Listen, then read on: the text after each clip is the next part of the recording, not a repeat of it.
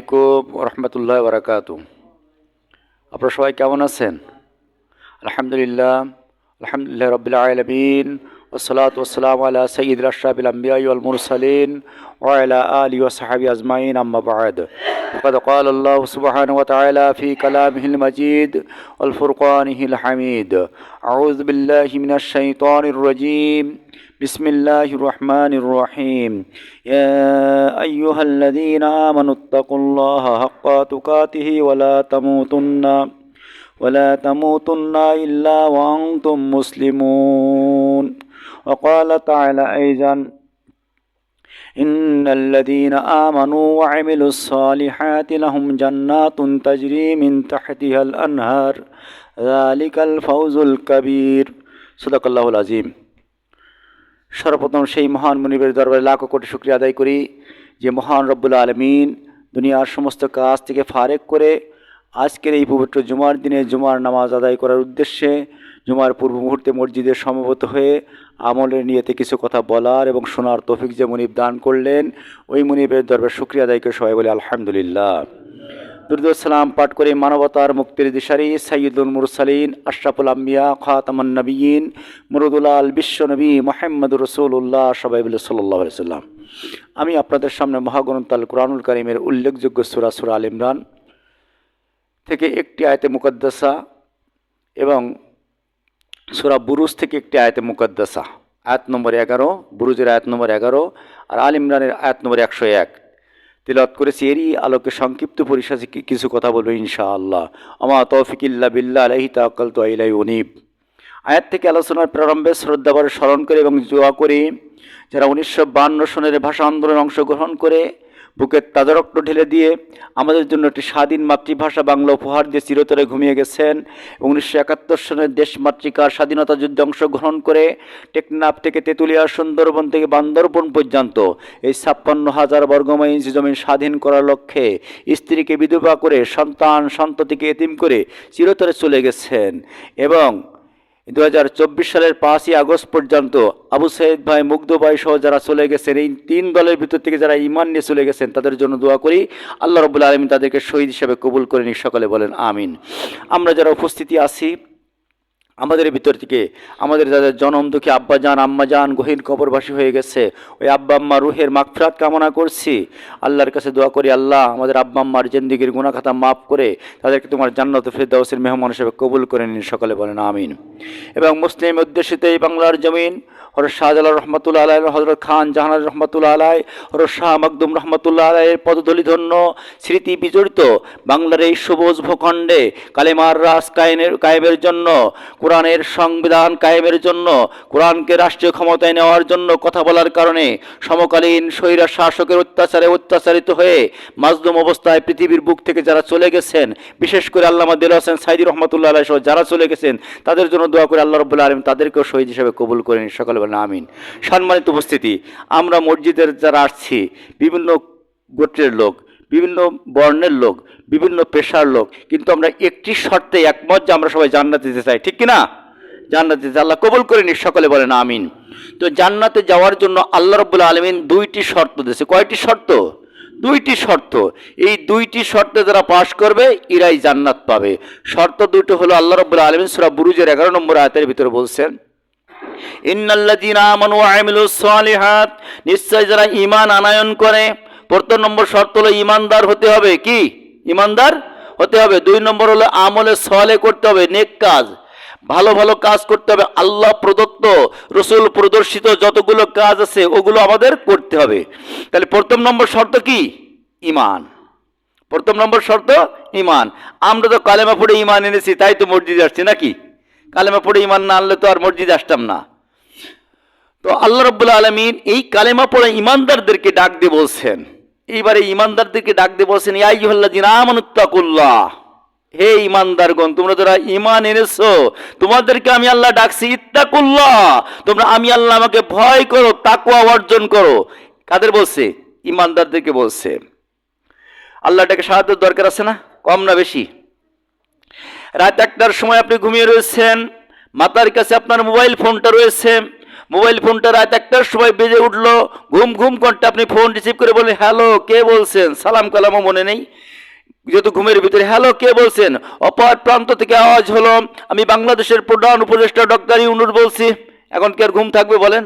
এখন বলে স্যার আসসালামু আলাইকুম স্যার, আসসালামু আলাইকুম স্যার, বলেন এত রাতে আমার মতো অধমের কাছে কি জন্য ফোন দিয়েছেন? শুধু এই নাম, সকালে বেলায় চায়ের দোকানে মোবাইলটা বের করে দেবেন, এই তোরা তো আমারে চিনলি না, দেখ আমার মোবাইলে কে ফোন দেয়, ডক্টর ইউনূস ফোন দেয়, প্রধান উপদেষ্টা ডক্টর ইউনূস ফোন দেয়।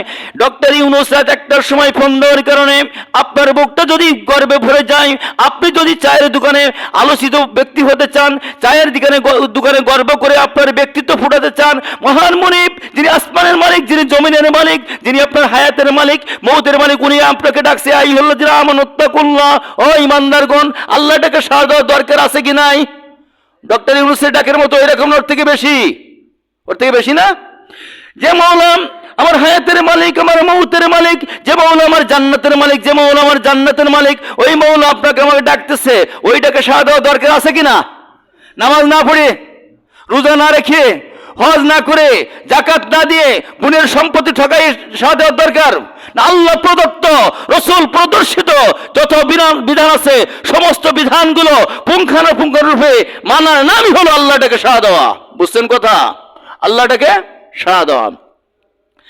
শুধু বলছি লা ইলাহা ইল্লাল্লাহ, লা ইলাহা ইল্লাল্লাহ, আর শুধু টাকা লাগাচ্ছি, ঘুষ খাচ্ছি, পরের জমি আত্মসাৎ করতেছি, ক্ষমতা পাওয়ার পরে মানুষের পরে জুলুম করতেছি, চাঁদাবাজি করতেছি, খুন করতেছি, রাহাজানি করতেছি, আর মুখে বলছে লা ইলাহা ইল্লাল্লাহ। এ কি ঈমানদারের লক্ষণ বলেন?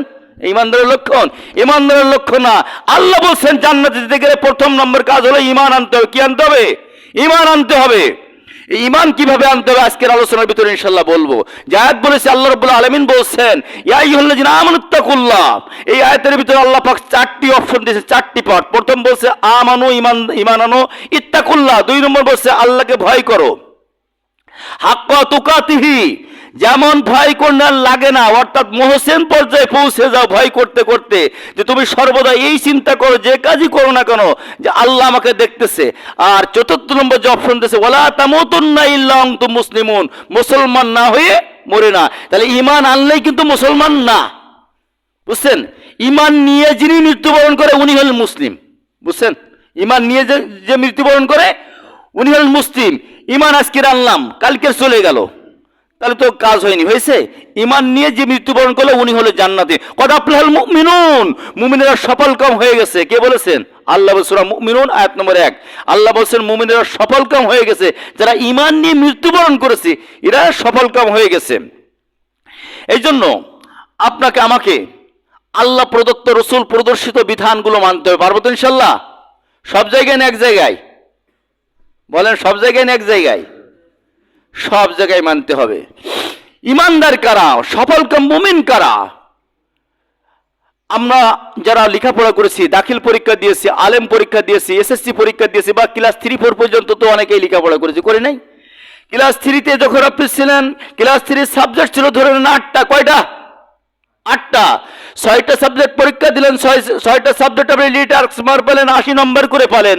2টো সাবজেক্ট পরীক্ষা দিলেন না, আপনি হলেন যে স্কুলে পড়েন ওই স্কুলের প্রধান শিক্ষকের ছেলে, রেজাল্ট কি আসবে? পাস হবে? 2 সাবজেক্ট পরীক্ষা দিলে পাস হবে? পাস হবে না। আপনারা বলছেন পাস হবে না, প্রধানমন্ত্রী ছেলে হলে কি পাস হবে? হবে না। অর্থাৎ যদি আপনি 8টা সাবজেক্টে 33 পান তবে আপনি সফলকাম কিনা? সফলকাম। আর এক ক্লাসে উঠতে পারবেন। আল্লাহ প্রদত্ত রসূল প্রদর্শিত যতগুলো বিধান আছে সমস্ত বিধানের পরে যদি আপনি ন্যূনতম 33 পান তবে আপনি মুমিন। তবে কি? মুমিন। আপনার জন্য জান্নাতের 8টা দরজাই খোলা। যে দরজা দিয়ে খুশি সেই দরজায় ঢুকবেন যদি প্রতি সাবজেক্টে পাস করেন। যখন কোনো ছেলে এসএসসি পরীক্ষায় পাস করেন, সমস্ত কলেজে সে অ্যাপ্লিকেশন করতে পারে কিনা, ভর্তির জন্য অ্যাডমিশন পরীক্ষা দিতে পারে কিনা? পারে না? পারে। আপনিও যখন ইমানের পরীক্ষায় পাস করবেন, ইমানের অগ্নি পরীক্ষায় পাস করে মুমিনের কাতারে নাম লিখাবেন, মুমিনের গেজেটের তালিকায় কিয়ামতের ময়দানে আপনার নাম থাকবে। আপনার জন্য জান্নাতের 8টা দরজাই খোলা থাকবে, যেমন ওই পাস করা ছাত্রের জন্য কলেজের সমস্ত দরজা খোলা। বুঝছেন? এই জন্য আপনাকে আমাকে দেখতে হবে। আল্লাহ বলছেন দেখেন এই পৃথিবীতে কাফেরের অভাব নেই, আছে? জালেমের অভাব নেই, আছে? জালেমের অভাব নেই। আল্লাহ পাক কুরআনুল কারিমে কোথাও বলেন ইয়া আইয়ুহাল্লাযিনা কাফারু, বলেছে ইয়া আইয়ুহাল্লাযিনা আমানু, ইমানদারদের আল্লাহ ভালোবাসে। ইয়া আইয়ুহাল্লাযিনা যালামু, জালেমদেরকেও ডাকে নাই, শুধু ইমানদারদেরকে ভালোবাসে। ইমানদারকে আল্লাহ রাব্বুল আলামিন এত ভালোবাসে যে ইমানদারদেরকে আল্লাহ পাক দায়িত্ব দিয়ে ফেরেশতাদের সঙ্গে কথা বলে পৃথিবীর প্রতিনিধিত্ব দায়িত্ব দিয়ে সৃষ্টি করেছেন জান্নাতে দেওয়ার জন্য। কিসে দেওয়ার জন্য? জান্নাতে দেওয়ার জন্য। এখন আপনি যদি না নিই তাহলে কি হবে? জান্নাতে দেওয়ার জন্য আল্লাহ পাক আপনাকে আমাকে সৃষ্টি করেছেন, এই জন্য আপনাকে আমাকে ফিরে আসতে হবে। যদি ফিরে না আসি তাহলে হবে না। হবে? বলেন হবে? হবে না।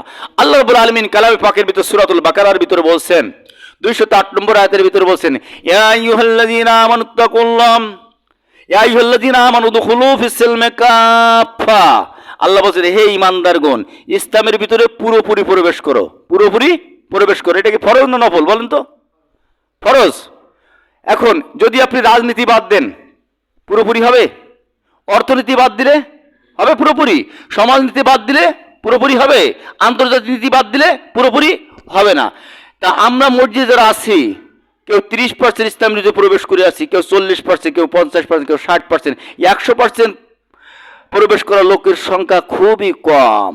যদি 100% লোক ইসলামের ভিতরে পুরোপুরি প্রবেশ, 100% নয়, যদি 100% প্রবেশ করা লোক 51 জন হতো শতকরা, এদেশে কোরআনের রাজ কায়েম হয়ে যেত। যেত কি না? শুধু কলেমা পড়েছি, মনে করেছে দায়িত্ব আমার শেষ হয়ে গেছে। দায়িত্ব শেষ হয়ে গেছে। আমরা অনেক সময়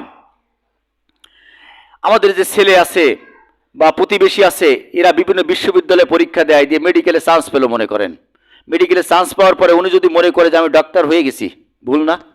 আমি তো 60,000 টাকা খরচ করে কোর্স করে আমি মেডিকেলে চান্স পেয়েছি, আমার দায়িত্ব শেষ হয়ে গেছে, আমি ডাক্তার হয়ে গেছি, ভুল কি না? এখন ভর্তি হওয়ার পরে দায়িত্ব শুরু না? দায়িত্ব শুরু। সিলেবাস ভিত্তিক বই পড়তে হবে, পরীক্ষায় অ্যাটেন্ড করতে হবে, ইন্টার্নি করতে হবে, তারপর ডাক্তার নাকি? তো আপনি আমি কালেমা পড়ে জান্নাতের পথের ছাত্র হিসাবে ভর্তি হয়েছি সবেমাত্র, এইবার কিন্তু দায়িত্ব আপনার আমার শুরু। দায়িত্ব শুরু। এখন যদি আমরা না করি তাহলে তো হবে না। হবে? হবে না। তো আল্লাহ রাব্বুল আলামিনের আল্লাহ প্রদত্ত যে বিধান, আমরা অনেকেই মনে করি যে ইসলাম মনে হয় যে আমি তো মুসলমানের ঘরে জন্মগ্রহণ করেছি, আমি মুসলিম। ইসলাম মনে হয় অন্য অন্য যে ধর্ম আছে, গতানুগতিকভাবে যে ধর্ম আছে, ওই ধর্মের মতো মনে হয় এইরকম একটা ধর্ম। আসলে কি তাই? ইসলাম কি? ইসলাম হলো আমার জীবন ব্যবস্থা। ইমানদার যেখানে থাকবে ইসলাম সেখানে থাকবে। ইমানদার হাল চাষ করবে, ইসলাম সেখানে থাকবে। ইমানদার চাকরি করবে, ইসলাম সেখানে থাকবে। ইমানদার যেখানে যাবে সেখানে ইসলাম থাকবে। বুঝছেন কথা? এই যদি থাকে তাহলে জমির আইল বেকায় তো এর আমার সুযোগ নেই। আছে? বলেন। এরকম হয় না? জমির আইল বেকাই গুজাই কিনা রেখে নে, খোলে এরম বেকাই গেছে। ইসলাম যদি আমার কাছে থাকে, কোন ইমানদার মুসলমান তো দোকানদারের টাকা মেরে দেবে না, বাকি খাইছে কলার জায়গা দেয়, আমি সরকারি দলের লোক, পাল্টি খেয়ে গেছে 5 একর, জানিস তুই টাকা চাস কেন আমার কাছে? বুঝিস নি কিছু? এটা থাকবে না। আল্লাহ বলছে ওয়ালা তামুতুন্না ইল্লা আনতুম মুসলিমুন, তোমরা মুসলমান না হয়ে মৃত্যুবরণ করে না। মুসলিম কারা? কমপ্লিট সারেন্ডার টু আল্লাহ। আল্লাহর কাছে পরিপূর্ণ যারা আত্মসমর্পণ করে এরাই হলো মুসলিম। আত্ম মানে নিজ, সমর্পণ মানে সঁপে দেওয়া, মানে নিজেকে আল্লাহর কাছে সঁপে দেওয়া। তাই নিজেকে যখন সঁপে দিই, নিজের বলতে কি আর কিছু থাকে? বলেন। অর্থাৎ আমার সমস্ত কাজকর্ম সবই হবে আল্লাহ প্রদত্ত রসুল প্রদর্শিত বিধান অনুযায়ী। যদি আল্লাহ প্রদত্ত রসুল প্রদর্শিত বিধান অনুযায়ী না হয়, আল্লাহর কাছে ওর কোনো মূল্য নেই। নামাজ পড়া কি বলেন তো? ফরজ। নামাজ পড়া কি? ফরজ। এখন মসজিদে ঢুকলেন নামাজের জন্য, ঢুকে পরে আপনি সিজদায় চলে গেলেন, সিজদা দূরে দিলেন, দিয়ে এবার উঠে রুকু করলেন, রুকু করে এবার সূরা ফাতিহা পড়া শুরু করলেন, নামাজ হবে তো? নামাজ হবে না? নামাজের ভিতর কি রুকু নাই? আছে কি না? সিজদা নাই? কিরাত নাই? সবই তো আছে, ও সবই তো করেছে, নামাজ হবে না কেন বলেন? রসুল প্রদর্শিত পথে হয়নি, রসুলের দেখানো পদ্ধতি অনুযায়ী রুকু সিজদা হয়নি, তাই নামাজ হবে না, গুনাহ হবে। আল্লাহ প্রদত্ত রসুল প্রদর্শিত বিধান অনুযায়ী আপনার আমার জীবন যদি পরিচালিত না হয়, আপনার আমার ইবাদত কিন্তু আল্লাহর দরবারে গ্রহণযোগ্য না। আল্লাহ রাব্বুল আলামিন সূরা জারিয়া 56 নম্বর আয়াতের ভিতরে বলেছেন,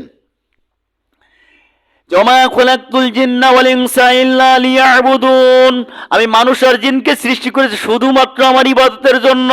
ও বান্দা যখন ঘুমাবে আমার রাসূল প্রদর্শিত পদ্ধতি অনুযায়ী যদি ঘুমায়, ওর ঘুমটা ইবাদত। ওর ঘুমটা কি ইবাদত। ও বান্দা যখন হাল চাষ করতে যাবে, যদি আমার রসুল প্রদর্শিত পথ অনুযায়ী হাল চাষ করে, যত সময় হাল চাষ করবে ওটা ইবাদত। বান্দা যখন ইস্তেঞ্জায় যাবে, আর রসুল প্রদর্শিত পথ অনুযায়ী যদি, পদ্ধতি অনুযায়ী যদি ইস্তেঞ্জা করে, ওটা হলো ইবাদত। মানে মুমিনের সমস্ত কাজই হলো ইবাদত, যদি রাসূলের তরিকা অনুযায়ী হয়। হাজী সাহেব আছেন কেউ এখানে? বলেন, আছেন কেউ হাজী সাহেব? হজের মৌসুমে আমরা হজে যাই না? এখন হজের মৌসুমে অনেক ভিড় থাকে, থাকে কি না?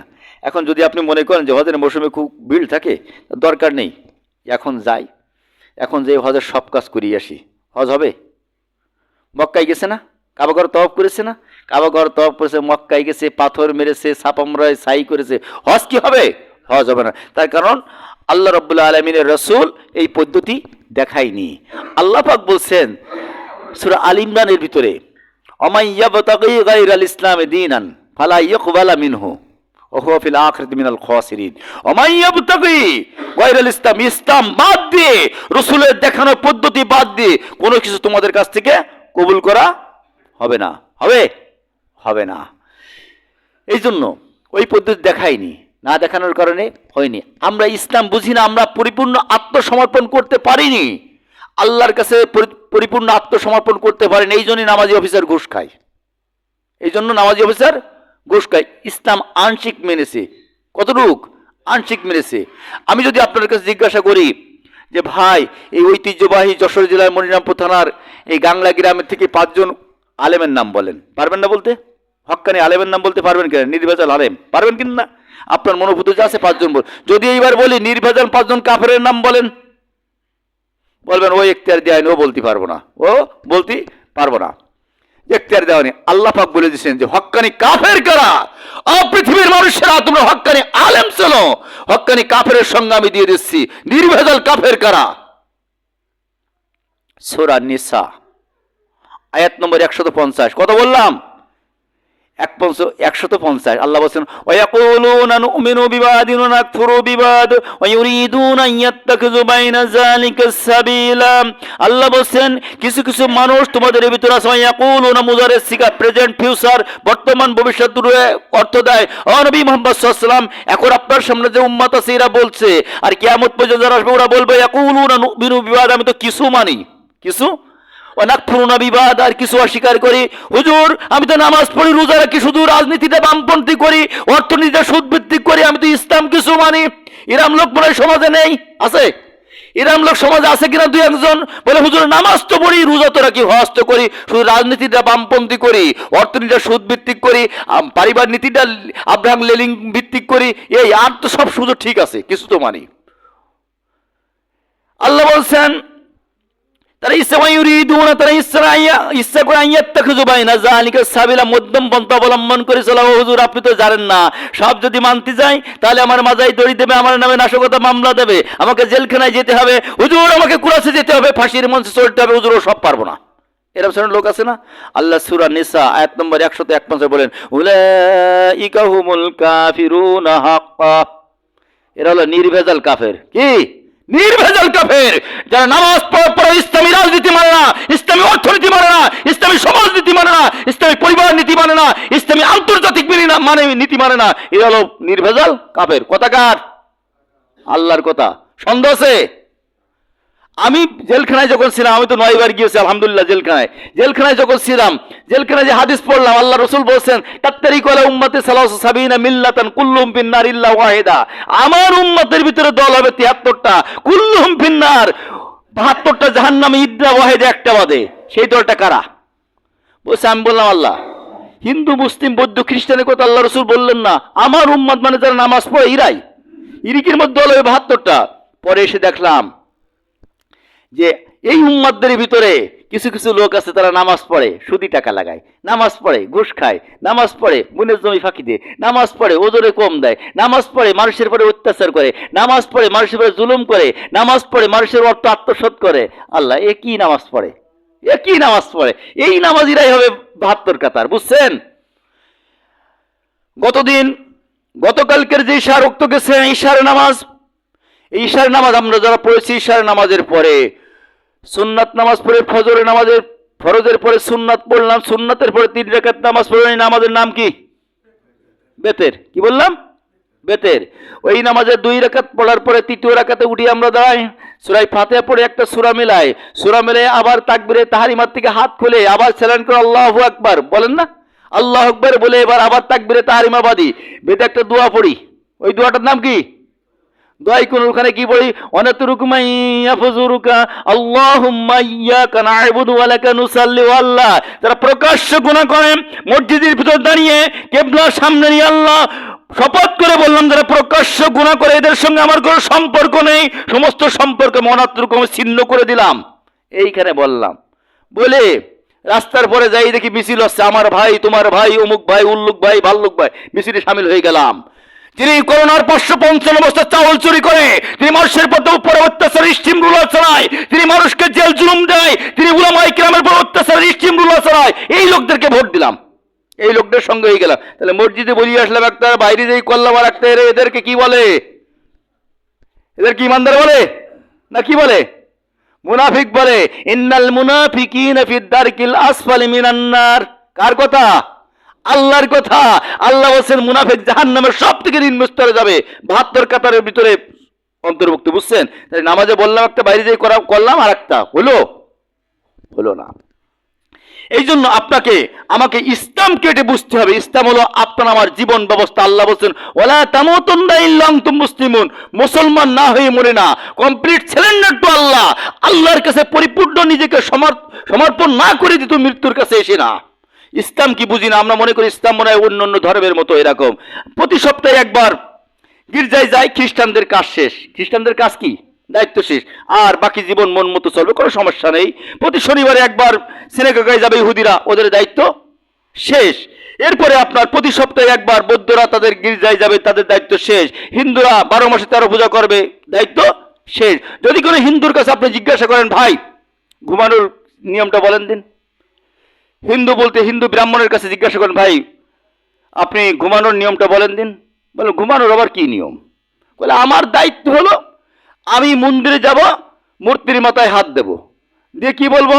দেবার মঙ্গলসং দিবং শিষ্য শাখা সমন্বিতং ভবনী স্বর্ণ দিমানি মরং জন কৃষ্ণ সম্ম বিবর্জনম নমনে বর্ষং কলকিতং শব্দরং নবীনদরং মোহাম্মদং কলকি যাবরং কৃষ্ণ অবতরি মরং ওং শান্তি মোহাম্মদ। আমার দায়িত্ব শেষ, ঠুন ঠুন ঠুন ঠুন, আমার দায়িত্ব শেষ। আর বাকি জীবন মন মতো চলবো।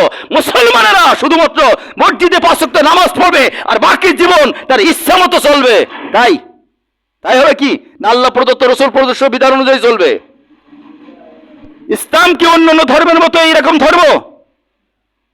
শুধু নামাজ পড়লাম আর বাইরে দিয়ে আমার মতো আমি চললাম? না, এরকম কোনো কিছু না। আপনি দিনে 5 বার নামাজ পড়বেন আর বাইরে যে অন্য অন্য কাজ করবেন, এর নাম তো মুসলমান না। ইসলাম কি? ইসলাম তো আমরা তাও বুঝি না। ইসলামের পার্টস অফ স্পিচের সংজ্ঞা আছে, নাউনের একটা সংজ্ঞা আছে, এসএমের একটা সংজ্ঞা আছে, ফেলের একটা সংজ্ঞা আছে না? ইসলামের কি একটা সংজ্ঞা আছে কিনা? ইসলামের সংজ্ঞা আছে। ফকিগুন বলছেন ইসলামের সংজ্ঞা সম্পর্কে বলছেন আর ইসলাম হুয়া ফি তিলকা শায় আল্লাতী ইয়াতাহাক্কাকু বিহা সালাম। ইসলাম এমন কতিপয় নিয়ম নীতির নাম যে নিয়ম নীতিগুলো সমাজে প্রতিষ্ঠা করলে সমাজে শান্তির ছাই লাভ হয়ে যায়। বুঝছেন? আমরা তো সেখানে নেই। আমরা ঈমান, প্রথম নম্বর শর্ত কি বলেছেন জান্নাত যাওয়ার জন্য? ঈমান। নামাজের জন্য শর্ত কি? উজু। আর উজুর জন্য শর্ত কি? শরীর পাক আগে। গোসল ফরজ থাকলে যদি 33 বার উজু করেন, পাক হবে শরীর? হবে না। তাহলে নামাজের জন্য শর্ত উজু, আর উজুর জন্য শর্ত হলো শরীর আগে পাক, গোসল যে জানাবাতের গোসল টোল থাকলে এগুলো করে পাক। আর ঈমান আনার জন্য একটা শর্ত আছে। এই শর্তটা বলেন তো কি আছে? ঈমান আনার জন্য একটা শর্ত আছে। শুধু কলেমা পড়লেই কিন্তু মুসলমান না, কলেমা পড়ার আগে একটা শর্ত আছে।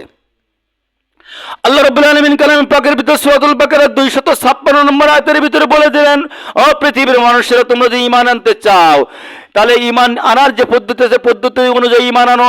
আর যদি তোমরা ঈমান আনতে না চাও, কাউকে জোর জুলুম করে ঈমানদার বানানোর দরকার নেই। লা ইকরাহা ফিদ-দীন কাদ তাবায়্যানা আর-রুশদু মিনাল গায়y ফামান ইয়াকফুর বিত-তাগুত ওয়া ইউমিন বিল্লাহি ফাকাদ ইসতামসাকা বিল উরওয়াতিল উসকা। আপনার কোরআন শরীফ কি আছে? সূরা বাকারা আয়াত নম্বর 256। ঈমান আনতে হলে প্রথমে তাগুতের সঙ্গে যুদ্ধ ঘোষণা করো। কার সঙ্গে? তাগুতের সঙ্গে যুদ্ধ ঘোষণা করে তারপরে কালেমা পড়ো। আগে নাপাকি পরিষ্কার করো, আগে উজু করো, তারপরে নামাজ পড়ো।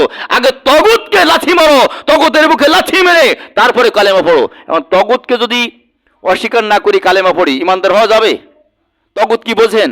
তগুত হলো ওই শক্তি যে নিজে আল্লাহর আইন শুধু অমান্য করে না, বরং অন্য মানুষকে অমান্য করতে বাধ্য করে। এই শক্তি নাম হলো তগুত। আল্লাহর আইনের পরিপন্থী যে যারা আইন তৈরি করে, যারা আল্লাহর আইনের পরিপন্থী, কোরআনের সংবিধান বাদ দিয়ে মানব রচিত সংবিধান দিয়ে দেশ পরিচালনা করতে চায়, এরা সব হলো কি? তগুত। আল্লাহ রাব্বুল আলামিন সূরা নাহলের 36 নম্বর আয়াতের ভিতরে বলে দেন, ওয়ালাকাদ বাআসনা ফি কুল্লি উম্মাতিন রাসূলা আন ইবুদুল্লাহ ওয়াজতানিবুত তাগুত। আমি পৃথিবীতে যত নবী পাঠিয়েছি সমস্ত নবীর জন্য দুইটি দাওয়াতের মিশন দিয়েছিলাম, আন ইবুদুল্লাহ, জীবনভর তুমি আল্লাহর গোলামি করবে, আল্লাহর দাসত্ব করবে, ওয়াজতানিবুত তাগুত, আর তাগুতের সঙ্গে যুদ্ধ ঘোষণা করবে। এখন আমরা কি পারিছি তা? তাগুত অস্বীকার করে কি ঈমান আনতে পেরেছি? কোরআনের অনুবাদ করেছেন বাংলাদেশের নরসিংদীর ছেলে গিরিশচন্দ্র সেন, উনি অনেকবার কালেমা পড়িস না? পড়িস কিনা? কোরআন অনুবাদ করতে গিয়ে কালেমা পড়েছে না? মুসলমান কি হয়েছে? তার কারণ তাগুত অস্বীকার করে আসে নাই, তাগুত সাথে রয়েছে। আপনি দোকানে গেলেন, মনে করেন যে মনিরামপুর বাজারে গেলেন, যে একটা কাগজে লিখে নিয়ে গেলেন লা ইলাহা ইল্লাল্লাহু মুহাম্মাদুর রাসূলুল্লাহ, নিয়ে একজন হিন্দু ভদ্রলোক হিন্দু দোকানদারের কাছে দিয়ে বললেন ভাই এটা পড়েন তো কি, আর হাতের থেকে মোবাইলের অডিওটা অন করে রাখলেন। নাকি উনি পড়তেছ, আপনি মনে পড়তে পারেন না, পড়েন লা ইলাহা ইল্লাল্লাহু মুহাম্মাদুর রাসূলুল্লাহ, এই বললো, আপনার মোবাইলে রেকর্ডিং হয়ে গেল। এরপর কাগজ রেডি, বললেন ভাই আমি আপনাকে মুসলমান বানাই ফেলেছি। বলে রাম রাম কিভাবে? বলে এই না আপনি কালেমা পড়লেন। বলে কই কালেমা পড়লাম? বলে এইবার আপনি, আমি অডিও অন করতে, আপনি শোনেন মোবাইলে, তা এখানে তোর কাগজ নিয়ে আছে, ও কি মুসলমান হয়েছে? মুসলমান হয়নি। তা তগুতকে অস্বীকার করে যতক্ষণ পর্যন্ত আপনি আমি কালেমা না পড়বো, ইসলাম বিরোধী রাজনীতি, কোরআন বিরোধী রাজনীতি, কোরআনের আইন বিরোধী আইন যতক্ষণ পর্যন্ত আমরা বর্জন না করতে পারবো, ততক্ষণ ইমানদার হওয়ার কোনো সুযোগ নেই। আল্লাহ বলছেন সূরা বাকারার 85 নম্বর আয়াতের ভিতরে বললেন, আফাতুমিনুনা বিবাদিল কিতাবি ওয়া তাকফুরুনা বিবাদ। ও পৃথিবীর মানুষের, তোমরা কি কোরআনের কিছু অংশের পরে ঈমান আনবে, তাকফুরুনা বিবাদ, আর কিছুকে অস্বীকার করবে। ইল্লা খিজুন ফিল হায়াতিদ দুনিয়া ওয়া ইয়াউমাল কিয়ামাতি রাদ্দুনা ইলা শাদ্দিল আযাব। তাহলে আমি আল্লাহ রাব্বুল আলামিন দুনিয়ার জীবনে তোমাদেরকে লাঞ্ছনা হতাশা দিয়ে দেব, আর কিয়ামতের ময়দানে তোমাদের জন্য কঠিন আযাবের ব্যবস্থা করে রাখবো। বুঝছেন? তাহলে আংশিক মেনে ঈমানদার হওয়া যাবে না, যাবে না, পরিপূর্ণ কোরআন মানতে হবে। বিসমিল্লাহর বা থেকে শুরু করে নাসের সিন পর্যন্ত সবগুলো মানার চেষ্টা করতে হবে। আমরা কি কোনোদিন চিন্তা করেছি আমি যে নেতার পিছনে দৌড়ই, যার পিছনে চলতেছি, সে ক্ষমতায় যে কোরআনের রাজ কায়েম করে কোনো চিন্তা করেছি? সে ক্ষমতায় যাওয়ার পরে জানিয়ে তো জানি ফাজলিদু কুল্লা ওয়াহিদ মিয়াতা জালদা, জেনাকারীকে 100 ডুডরা মেরে শেষ করে দেবে, এই আইনকেও চালু করবে। চোর চুরি করলে তার 2 হাত কেটে দেবে, সারিকো তো ফাক্তা ঈদে হওয়া, চোর চুরি করলে তার 2 হাত কেটে দেবে, এই আইন চালু করবে। এই আইন চালু করবে না। আপনি নামাজ পড়ার পরে আপনি কিভাবে বেনামাজি নেতার পাশে ঘোরেন? আপনি নামাজ পড়ার পরে কিভাবে গাঁজাখোর নেতার পিছনে ঘোরেন? আপনি নামাজ পড়ার পরে কিভাবে দুর্নীতিবাজ নেতার পিছনে ঘোরেন? বুঝছেন? ইয়াউমানাদু কুল্লা উনাসিম বিইমামিহিম, ময়দানে মহাশর যেদিন শুরু হয়ে যাবে, ওই গাঁজাখোর নেতা, ফেন্সিডিল কোন নেতা, হিরোইন কোন নেতার সঙ্গে আপনাকে ময়দানে মহাশরে তুলবে। বিশ্বাস হয় না? গল্প না কোরআন? আল্লাহ বলছেন ওই নেতার সঙ্গে তুলবো। এই জন্য আল্লাহ পাক বলছেন দুনিয়ার জিন্দেগিতে কুনু মা সাদিকিন, তোমরা সত্যবাদীদের সঙ্গে হয়ে যাও। ওয়ার কাউমা রাকিন, যারা রুকু করে এদের সঙ্গে তোমরা রুকু করো। ওয়াসজুদু মা সাজিদিন, যারা সিজদা করে এদের সঙ্গে সিজদা করো। ভালো মানুষের সহযোগিতা নাও। কে বলছেন? আল্লাহ বলছেন। তাই কারণ ওর সঙ্গে তোমার হাসর হবে, ওর সঙ্গে তোমার হাসর হবে। দুনিয়ায় যে জাতির সঙ্গে তুমি উঠা বসা করেছো, যে জাতির সঙ্গে চলাফেরা করেছো, ওই জাতির সঙ্গে কিয়ামতের ময়দানে তোমার হাসর হবে। এই জন্য নেতা নির্বাচন করা কি ফরজ, নেতা নির্বাচন করা ফরজ। কিয়ামতের ময়দান যখন শুরু হয়ে যাবে, আমলনামা মানুষের হাতে পেয়ে যাবে। আমলনামা হাতে পাওয়ার পরে ফেরেশতারা বলবে ইকরা কিতাবাক, পড়ো তোমার কিতাব, আলাইকা আলাইকা হাসিবা, আর পড়ি পড়ি আজকের তুমি বলো তুমি কোথায় যাবা। আমলনামা পাওয়ার পরে আমলনামায় দেখবে আল্লাহ আমার আমলনামায় তো লেখা রয়েছে বিগত দিনে মনিরামপুরের যিনি ছিলেন ভাইস চেয়ারম্যান ছিলেন, উনি 555 বস্তা করোনা চাউল চুরি করেছে।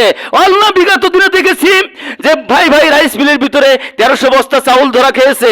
আল্লাহ বিগত দিনে যে বক্স খাদের ভিতরে তেল পাওয়া গেছে, এ গুনাহ কেন আমার আমলনামায় লেখা? আল্লাহ বাংলার জমিন তেতুলিয়া সুন্দরবন থেকে বান্দরবন পর্যন্ত মদের লাইসেন্সের গুনাহ কেন আমার আমলনামায় লেখা? ক্রসপোর্টারের লাইসেন্সের আমলনামা আমার নামায় কেন লেখা? আল্লাহ তুমি যে ফেরেশতা আমার সঙ্গে দিয়েছিলেন, কিরামান কাতিবিনা ইয়ালামুনা মা তাফআলুন, ওরা আমার সঙ্গে জুলুম করেছে। এখন আল্লাহর বিরুদ্ধে অভিযোগ নিয়ে আসবে, যে ফেরেশতাদের বিরুদ্ধে অভিযোগ নিয়ে আসবে আল্লাহকে, আল্লাহ এরা তো সঠিক লিখিনি, আমি তো ঢাকায় কোনোদিন যাইনি, আল্লাহ আমি তো রাজনীতি কোনো নেতা ছিলাম না, আমি তো এক মুঠো চাউল কোনোদিন পাইনি। আল্লাহ রাব্বুল আলামিন সূরা ইয়াসিনের ভিতরে বলে দিলেন, আলাইহুমা নাখতিমু আলা আফওয়াহিহিম ওয়া তুকাল্লিমুনা আইদিহিম ওয়া তাশহাদু আরজুলুহুম বিমা কানু ইয়াকসিবুন। আল্লাহ মুখের পরে মোহর মেরে দেবে।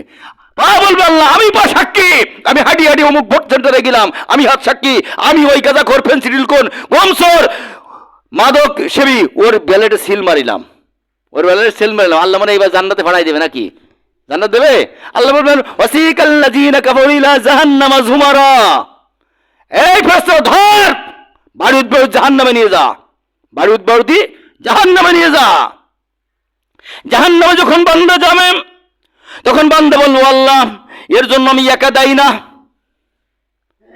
এর জন্য আমি একা দায়ী না। ওয়াকাল আল্লাযীনা কাফারু রাব্বানা আরিনাল লাযাইনি আযাল্লানা মিনাল জিন্নি ওয়াল ইনসি নাযালুহুমা তাহতা আকদামিনা লিয়াকুনা মিনাল আসফালিন। সূরা হামিম সিজদা আয়াত নম্বর 29। ওরা বলবে, আল্লাহ যে নেতারা আমাদেরকে পথভ্রষ্ট করেছে, যে পিতামাতা আমাকে পথভ্রষ্ট করেছে, যে পিতামাতা আমার সঠিক পথের সন্ধান দেয়নি, ওই পিতামাতা নেতাকে আমার সামনে নিয়ে আসো, নাযালুহুমা তাহতা আকদামিনা লিয়াকুনা মিনাল আসফালিন, ওর বুকের পরে পা দিয়ে জাহান্নামে যাব। এই জন্য আপনার আমার দায়িত্ব হলো সন্তান সন্ততিকে নামাজের অভ্যস্ত করা। পারবো তো ইনশাল্লাহ? ইয়া আইয়ুহাল্লাযীনা আমানু, হে ঈমানদারগণ, কু আনফুসাকুম ওয়া আহলিকুম নারা, তুমি নিজে বাঁচো জাহান্নামের আগুন থেকে, আর তোমার পরিবার বর্গকে জাহান্নামের আগুন থেকে বাঁচাও। সন্তানের গায়ে হাত বুলান, সন্তানের মাথায় হাত বুলান, সন্তানের পায়ে ধরেন, পায়ে ধরে আপনি মসজিদে আসছেন, তাকে মসজিদে নিয়ে আসেন। পারবো তো ইনশাল্লাহ? যদি করতে পারি তবে আপনার আমার জন্য জান্নাতের দরজা খুলে যাবে। যখন কোনো বান্দা মৃত্যুবরণ করে তার সমস্ত আমলের দরজা বন্ধ হয়ে যায়, সমস্ত আমলের দরজা কি হয়ে যায়? বন্ধ হয়ে যায়। তিনটে বাকি থাকে, তার ভিতরে 3 নম্বর হলো ওয়ালাদুন সালিহুন ইয়াদুলাহু, নেক সন্তান যদি পিতামাতার জন্য দোয়া করে, ওই দোয়ার মাঝে আর আল্লাহর মাঝে কোনো আড়াল থাকে না, কোনো পর্দা থাকে না, ও দোয়া কবুল। তা আপনি জীবিত অবস্থায় যদি আপনার সন্তানকে নামাজি বানায় না রেখে যান, কবরে যায় কি পাবেন বলেন? কি পাবেন? আমরা তো সবাই মৃত্যু পথে যাচ্ছি, কখন মালাকুল মউত আসবে জানি না, জানি কেউ? জানি না। আসরের নামাজ বাদ আমার জানাজা হবে কিনা তাও জানি না। আসরের নামাজে একটু পরে যে মাইকে ঘোষণা দেবে কিনা যে ঘুরাইল চাতাল মসজিদের ক্ষতি মওলানা রফিকুল ইসলাম আর দুনিয়ায় নাই, হতে পারে না। আসর বক্তার জানাজা, এই একবার নাম বলবে, এরপর বলবে মরহুমের জানাজা হবে, মনে করেন যে বিকাল 5টায়। এইবার মরহুম হয়ে গেল, আগে ছিলাম রফিকুল ইসলাম, এইবার হলাম কি মরহুম। এইবার আমার খাটিয়ায় নিয়ে আমার ছেলে কথা বলবে, মাইয়ের সামনে নিয়ে কথা বলতেছে, এবার কি হয়ে গেলাম? মাইয়েত জানাজা পড়াইয়ে এইবার ঘায়ে যখন তুলে বলে মুর্দার সামনে কেউ যাই না, এবার কি হয়ে গেলাম? মুর্দা। এইবার কবরে রাখবে বলে লাশ আস্তে আস্তে রাখো, এবার হয়ে গেলাম কি? লাশ। তাহলে একদিনের ব্যবধানে, 2-1 ঘন্টার ব্যবধানে আপনার আমার পরিচয় থাকতেছে না, বিভিন্ন সময় পরিবর্তন হয়ে যাচ্ছে। এই পরিচয় ধরে রাখার জন্য সন্তান সন্ততিকে নেককার করতে হবে। পারবো তো ইনশাল্লাহ? নিজে নামাজ পড়বো, সন্তানদেরকে হাতে পায়ে ধরে নামাজমুখী করবো। পারবো তো ইনশাল্লাহ? এই জন্য শুধু নিজে নামাজ পড়লে হবে না, নিজে নামাজ পড়লে হবে না, সন্তান সন্ততি আপনার পরিবার পরিজন যারা আছে এদের জন্য আল্লাহর কাছে দোয়া করবেন, আল্লাহর কাছে দোয়া করবেন, আর ওদেরকে মসজিদে নিয়ে আসবেন। যদি আনতে পারেন তবে আপনার আমার জন্য একটা ডিপোজিট অ্যাকাউন্ট থেকে গেল, একটা সঞ্চয় অ্যাকাউন্ট থেকে গেল। আমি কবরে চলে যাব, সন্তান মসজিদে এসে বলবে রব্বির রাহমহুমা কামা রব্বায়ানি সগীরা, ও আল্লাহ আমার পিতামাতাকে তুমি ওইভাবে তোমার জান্নাতে লালন পালন করো যেভাবে উনি কোলে করে ছোটবেলায় আমাকে লালন পালন করেছে। তা যদি নামাজই না করতে বললাম সন্তানদেরকে, তাহলে কি দোয়া করবে বলেন? কি দোয়া করবে? কে দোয়া করবে? দোয়া কি তাসের আড্ডায় হয়? দোয়া কি মদের দোকানে হয়? দোয়া কি খেলার ঘরে হয়? হয় না। দোয়া হয় মসজিদে, নামাজের ভিতরে।